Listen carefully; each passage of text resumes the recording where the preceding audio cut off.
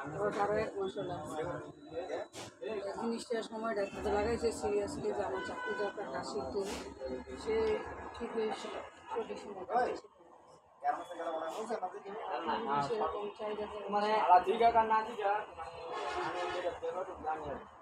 মানে তোমার প্রসেস জানতে হবে না, প্রসেস যেন কইব যে তুমি এই প্রসেসের কাজ করো, তোমার জানতে হবে না প্রসেস এটাই।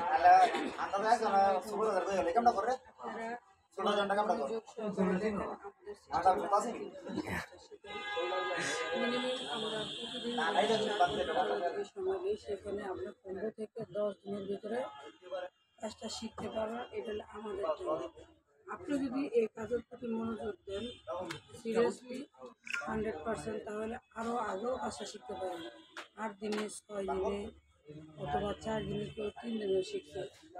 ধরে নিলাম আপনি এই কাজটা 10 দিনে শিখবেন, ঠিক আছে? 30 দিনের মাস, 10 দিনে যদি আপনি এই কাজটা শিখেন, কমপক্ষে আপনাদের মনে করেন 20 দিনের যদি 20 দিন তো আপনার হাতে রইল, তো 11 দিনের মাথায় যদি আপনি চাকরিতে জয়েন করেন, 20 দিনের স্যালারি যদি পান, সেখানে বর্তমান যে স্যালারি ওভারটাইম যদি ভালো হয়, সেখানে আপনি 18 থেকে 19 অথবা 20,000 টাকা ইনকাম করতে পারবেন।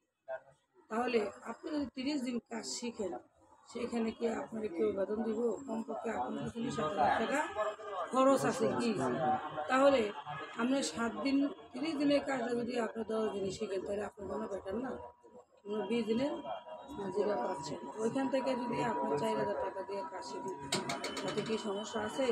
কারণ আসছে বসেন গিয়ে বলেন, তাতে কোনো সমস্যা নেই। তাহলে